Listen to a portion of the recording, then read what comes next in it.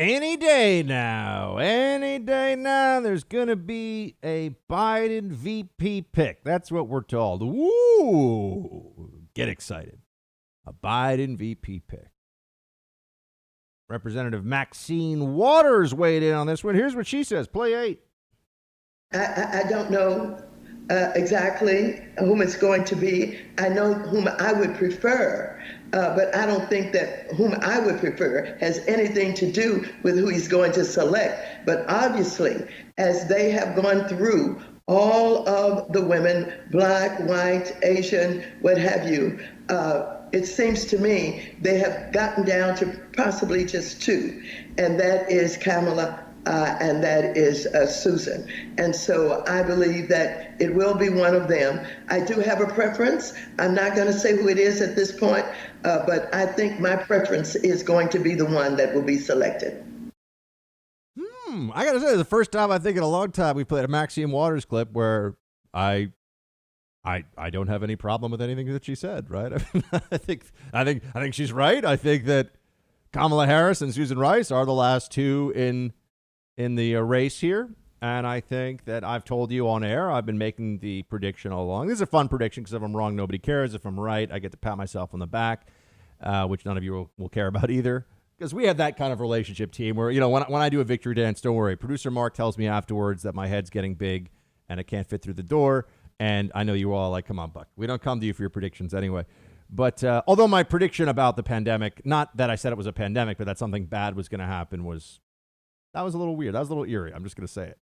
But I think it is going to be Kamala Harris for a number of reasons. Other people I know who are very smart and very sound thinkers on issues of politics say that it might be Susan Rice because she was part of the Obama foreign policy team. In many ways, the architect of it, Rice and Samantha Power. And Samantha Power was a disaster. So was Susan Rice. Obama's foreign policy was one of the weakest, and there was a lot to criticize for the 8 years of Obama, but his foreign policy was among the weakest, least defensible parts of his presidency. Senator Tom Cotton points out what it would mean to have a Susan Rice as a VP. Play 4. Brian, Susan Rice was the typhoid Mary of the Obama administration foreign policy. Every major debacle in President Obama's tenure, Susan Rice was right in the middle of. Like, look at China. She consistently counseled appeasement towards China. She commanded that our military leaders in the Pacific not raise China's efforts to militarize the South China Sea and create bases out of rocks in the water to extend the range of their planes and their missiles. She was right in the middle of the Iran nuclear deal. She counseled appeasement of Russia going into the 2016 election. And then after the election, she was at the center of spying on the Trump campaign and unmasking American citizens who had been caught up in that dragnet. Most nominees face the jury of the American people. Susan Rice would be the first one to potentially face a grand jury as well. Now, I've got to tell you, in a sense, it would be perfect if Susan Rice teamed up with Biden here as the VP because they both have incredibly consistent foreign policy records of being wrong all the time and of their ideas leading to disastrous outcomes. So in that way, they're highly compatible.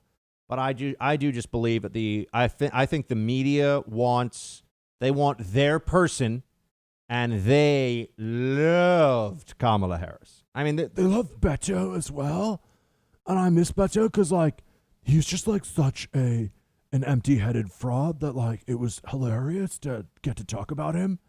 But Kamala is, I think, still going to be the one. And then people start to ask the question, well, what's the point exactly of voting for Biden if you're really going to get Kamala? And we didn't want Kamala when we could have voted for Kamala. So what's really going on here? Democrats will figure that out.